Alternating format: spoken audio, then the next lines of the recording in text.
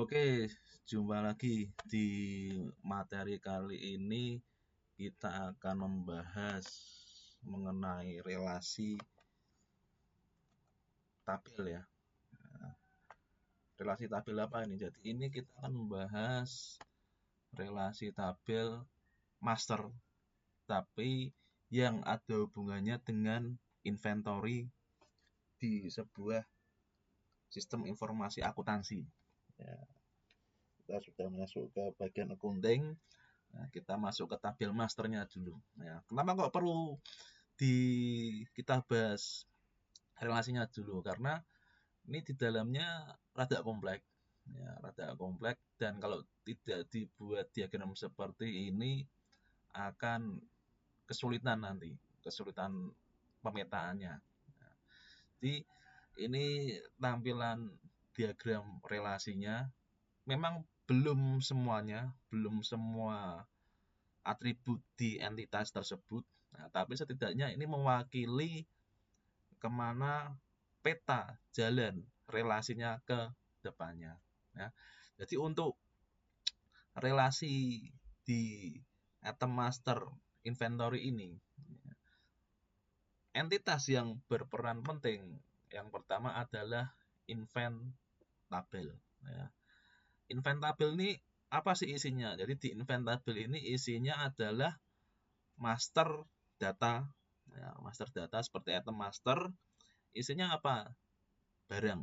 Ya, nama barang, itemnya apa. Nah, kemudian di sini nanti setidaknya ada beberapa atribut primary key-nya item ID dan ada atribut lain item group ID, item name. Ya. Di item group ini dia nanti itemnya atau barangnya ini masuk di grup mana. Item ID tadi kodenya ya, item name nama barangnya. Ya. Itu entitas yang pertama, inventabel atau kepanjangannya inventory tabel, tabel inventory. Nah, tabel inventory ini berelasi dengan entitas lain. Ya, entitas lainnya apa? Namanya invent model group. Invent model group ini apa? Jadi invent model group ini gunanya adalah entitas untuk menentukan kebijakan inventory. Jadi modul kebijakannya kita inventory ini mau apa nih?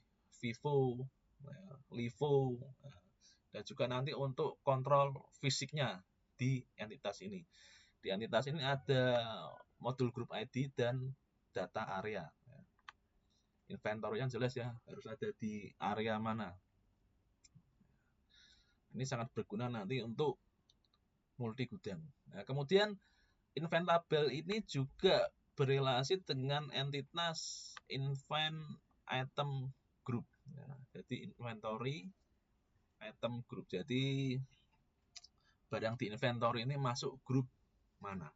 Nah, dia mempunyai primary key item group ID dan punya atribut lain name. Nah, jadi di entitas ini fungsinya untuk mengklasifikasi dan menentukan akun keuangan atau istilahnya profil postingnya apa sih. Nah, ya. Kemudian relasi entitas yang terakhir dalam pembahasan ini ya. Nanti kedepannya mungkin ada pembahasan lain ya. Ini berrelasi dengan entitas yang namanya event item location. Event item location. Ya. Event item location ini apa sih? Ya. Jadi event item location ini gunanya untuk menentukan informasi barang per lokasi. Ya, jadi mau ngomong di entitas ini barang tersebut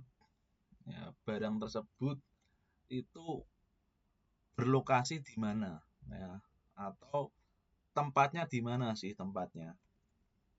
Ya, ini juga sangat berguna untuk multi gudang ya, multi gudang. Barang untuk stok ini di lokasi mana. Kemudian ini juga ada primary key-nya ya, primary key-nya atom ID. Loh, di sini kok ada atom ID, di sini kok juga atom ID nih. Ya. Ini seperti composite key.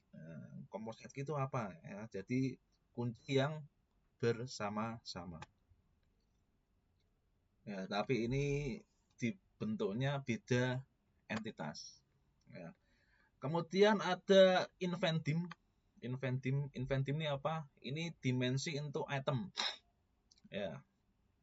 Jadi nanti kita akan melihat dimensi itu seperti apa. Ini kalau gambar seperti ini belum kelihatan penjelasannya ya. Nanti kalau sudah kita masuk ke yang lebih detail akan lebih terlihat ya.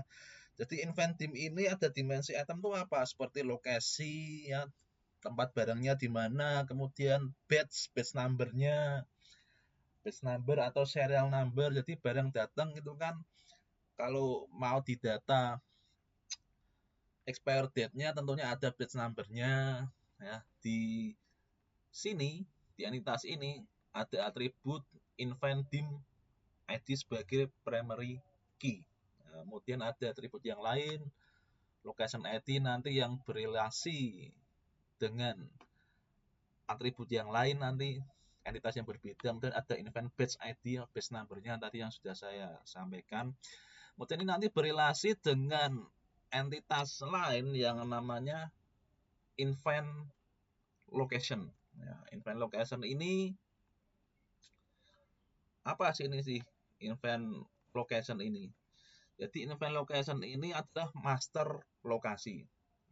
Atau dia mau ngomong nih, ini adalah gudangnya. Barang letaknya di gudang mana. Ya, ada gudang apa saja. Nah, bedanya apa dengan yang nanti invent item location. Nah, jadi invent item location ini barangnya letaknya di gudang mana. Sedangkan invent location ini gudangnya mana saja. Nah, oleh karena itu di kunci utamanya ada invent location ID. Ya, kemudian ada name dan ini harusnya enggak ya nih ya. Kedobelan nih invent location ID-nya cukup satu saja ya. Ini saya update dulu sebentar. Nah, gini ya. Jadi inilah susunan dari invent location ya. Nah, adanya invent location ID dan name ya. Ini jangan dikira atributnya cuma ini ya. Nanti masih ada atribut yang lainnya, tapi ini saya buat sederhana supaya bisa lebih mempermudah ya. Nanti kalau langsung yang rumit, wah bisa ketakutan ya. Ini apa ini ya? Dan malah akhirnya kita tidak belajar. Ya. Oke, jadi itu ya mengenai relasi dari tabel master inventory. Nah, tentunya ini bukan akhir ya, ini baru awal ya. Oke, sekian materi kali ini, kurang lebihnya mohon maaf. Jangan lupa untuk happy coding.